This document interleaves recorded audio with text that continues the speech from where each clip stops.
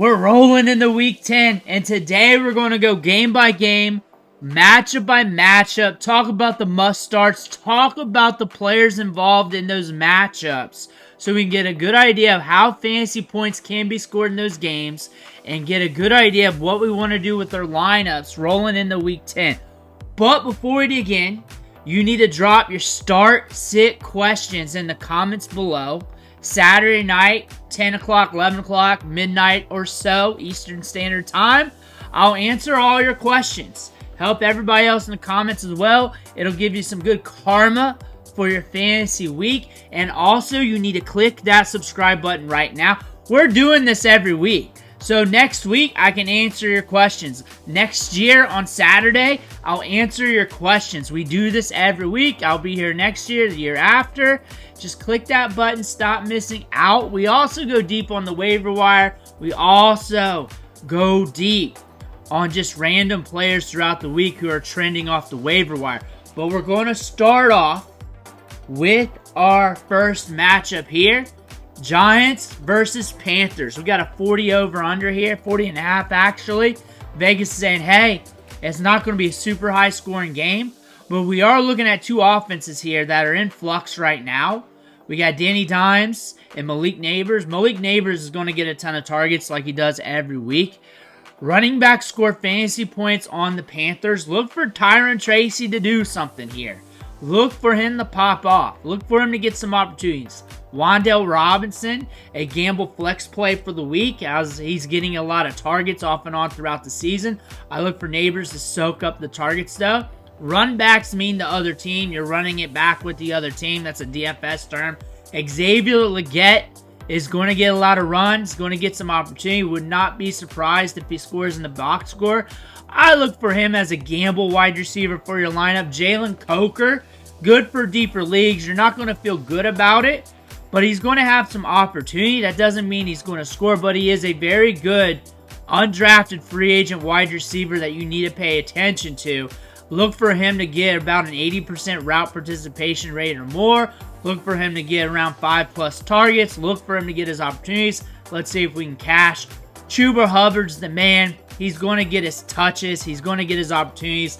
We're watching Jonathan Brooks. We're going to see if he gets any run in this game. I'll be happy if he gets one carry for 5 yards. If he's just sniffing grass on the field. If he gets any opportunities. But Chuba Hubbard's the man. We're going to start him relentlessly until he's not. And that's probably going to be in a few years. Xavier Legette is getting a lot of run. He's always going to have that upside. We're looking at the Vikings and Jaguars. We're watching Trevor Lawrence in this matchup. We got a 45 under. Vegas is right in the middle of this matchup. Justin Jefferson, you're just always going to start him. If he's coming into his game with one leg, you're going to start him. Addison versus Naylor, you're watching those two wide receivers. They're both getting volume in the offense. Addison, you're leaning more favorable in him. He's been hitting lately. Aaron Jones is getting volume. A great mid-round pick in fantasy drafts for everybody involved. And TJ Hockenson, second week back. Let's see him what kind of targets he gets this week. There should be some decent volume for him in this matchup. Run backs. We're watching Brian Thomas Jr. Should be good to go. Should be getting the deep ball. And then it's Tank versus Etienne. There's some weeks where both these running backs aren't viable. Etienne has not been great this year. Tank has been getting volume. And when he's the man, he is a good guy, a decent get for fantasy football. You're not really starting these running backs unless you're really hurting at the position. The main starting running backs, you're going to take over both these guys. Travis Etienne, you're waiting to see how much volume he's going to get, but some of you guys have to start him anyways. Parker Washington and Gabe Davis. Gabe Davis coming in questionable. Parker Washington is going to get a good route participation rate, probably about 75 to 80% of the routes ran. It's going to get a fair amount of targets. It's just whether or not we cash on the volume. But the volume is going to be there. The opportunities are going to be there for Parker Washington underneath for him this game. Josh Downs is the guy we're looking at here. Colts versus Bills, 48 over under. Michael Pittman declared out today.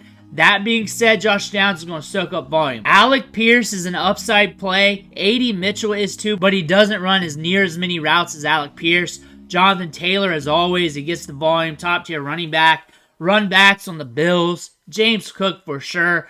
Ray Davis, if you're hurting, because he does have upside on any given Sunday. Khalil Shakir should be getting targets in this matchup. Keon Coleman should be out. You should be looking at Mac Hollins for this matchup if you're looking for something like Keon Coleman. Not a guaranteed bet, but if I'm in a 16-teamer, 18-teamer, 22-teamer, something like that, that's a wide receiver to look at. Amari Cooper, is he in? Is he out? We're going to watch the injury reports on him. You'll probably know by the time you see this video. Falcons, Saints, 46 over-under. Not much to look at for the Saints. You might see Mason Tipton do something. You might see Cedric Wilson do something, but you're not going to guarantee it. Not many of you guys are going to start those wide receivers, but some of you will. Alvin Kamara is a guy that's going to be in a lot of lineups. A lot of you guys are going to start him this week. He's going to get a lot of workload. They're just going to run him to death. Taysom Hill is a good tight end get. He's a good tight end get. He's just going to be all over the place. They're going to have to use him around the goal line, getting some carries, catching the ball out of the backfield or the tight end spot, just all over the place. He's going to get more work. We got to get over-under here. And Bijan Robinson is the man to look at here for the Falcons. Going to get some run, going to catch some balls in the backfield. Looks like Drake London is trending to play. That is something to pay attention to on the injury report.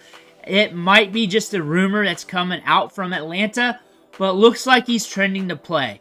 If not, Darnell Mooney. However, Darnell Mooney, you're looking at him every week. He's got a lot of upside. He gets air yards. He gets volume. Kyle Pitts in this matchup, especially if Drake London is out, you're definitely looking at him a little bit harder. You're looking at him most weeks anyways because he's getting good volume in the passing game. And if Drake London's out and you're hurting at wide receiver, Ray McLeod's always a good, trusty wide receiver that's getting some ancillary targets. There's some games he gets a lot of volume, some games he doesn't. But in this offense, they move the ball a lot, and they're going to be able to score some points for you. Now we're looking at Patriots and Bears, 38.5 over-under. Vegas is saying, hey, we better stay away from this one. They're saying it's low scoring, saying there's not much output here for fantasy potential. Drake May is going to be the catalyst for all this. If Drake May is cooking, Caleb Williams has to go YOLO. Sometimes that's good, sometimes that's bad, but Drake May can cook. We got Kayshon Boutte, Kendrick Bourne, and Demario Douglas. We got a small little carousel effect here. All three of those wide receivers are getting targets or running a lot of routes. If you're hurting at wide receiver, you may want to just throw one of those guys in and just hope for the best. Douglas is getting a good target share. Boutte's been running a lot of routes, getting targeted often.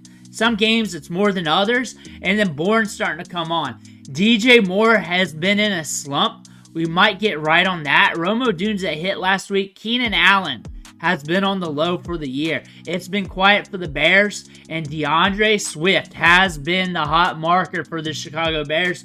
You're probably still going to just roll that hot hand, even though it's not the most optimal matchup. Broncos, Chiefs, 42 over-under, and there's a reason why. Both these defenses are locked down. It's honestly hard to want to start anybody from this matchup, but the volume could be just right.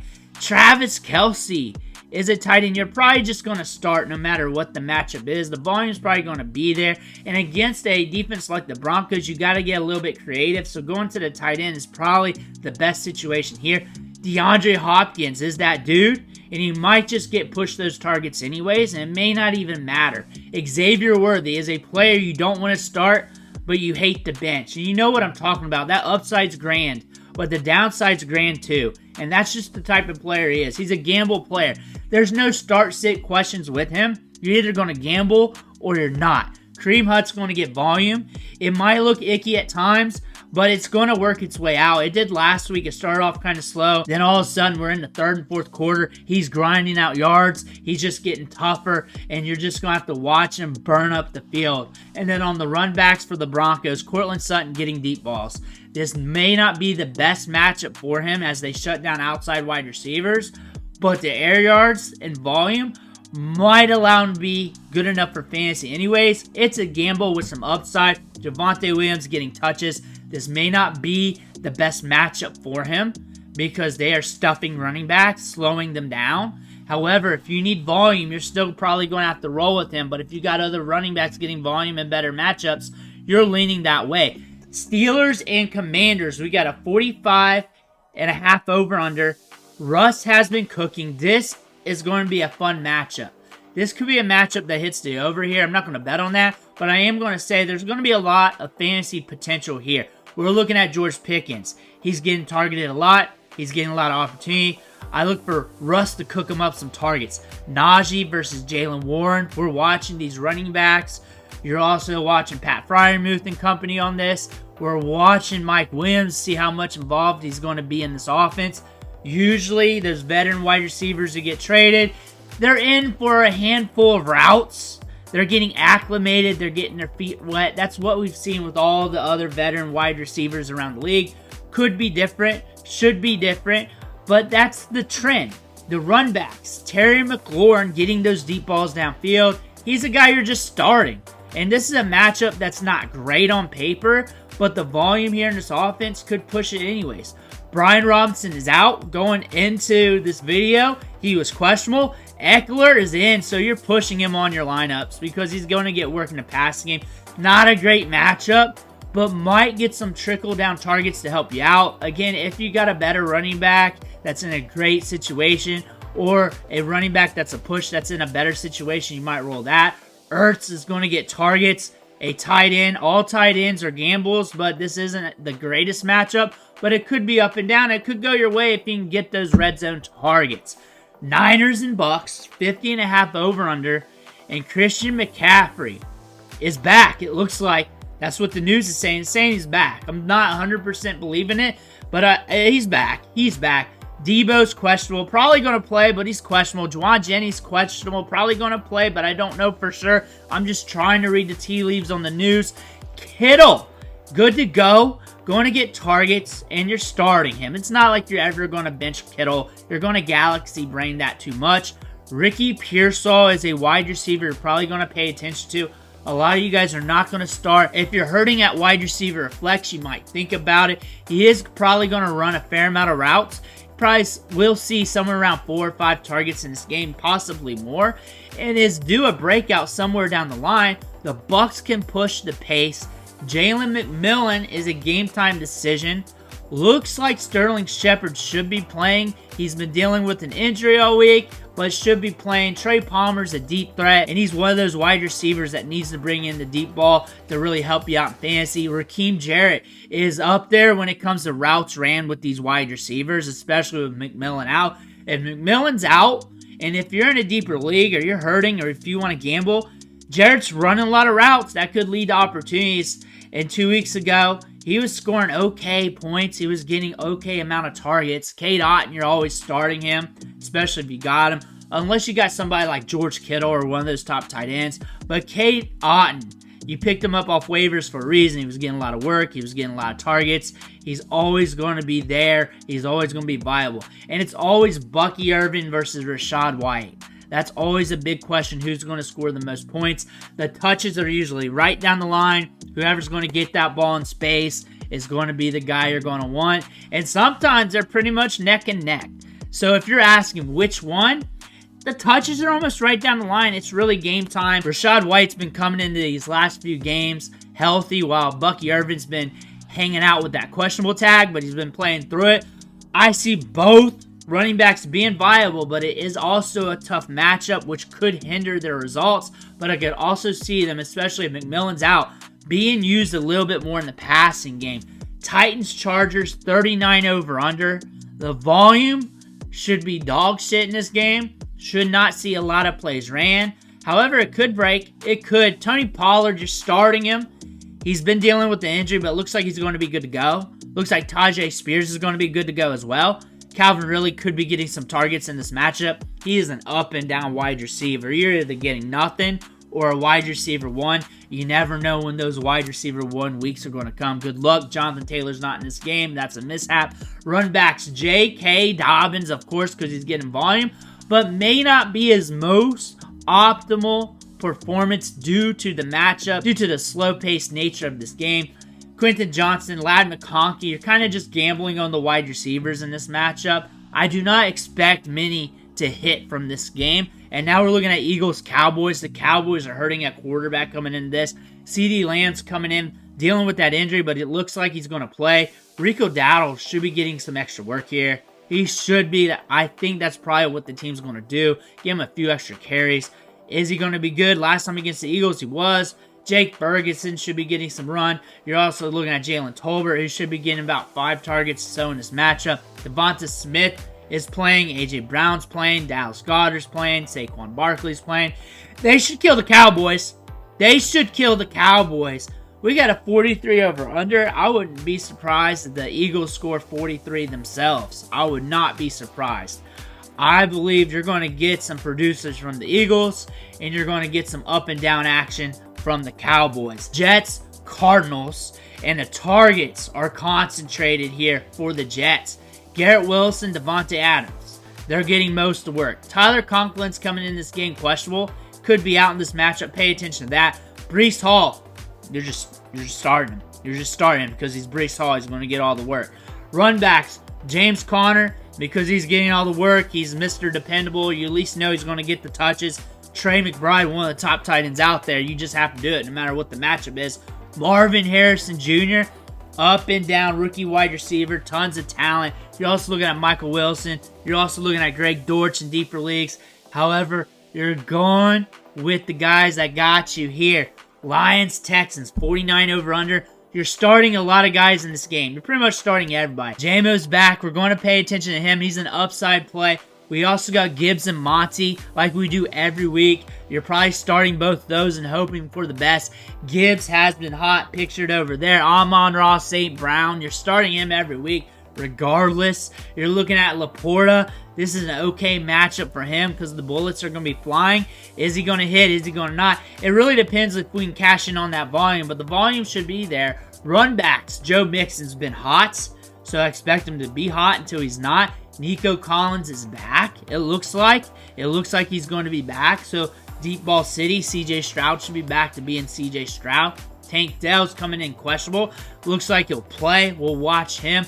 But again, the targets should be there on the opposite side of Nico Collins. Dalton Schultz is a tight end you may want to pick up if you're hurting at tight end because he's still going to be getting some volume, especially with Diggs out. Dolphins and Rams here.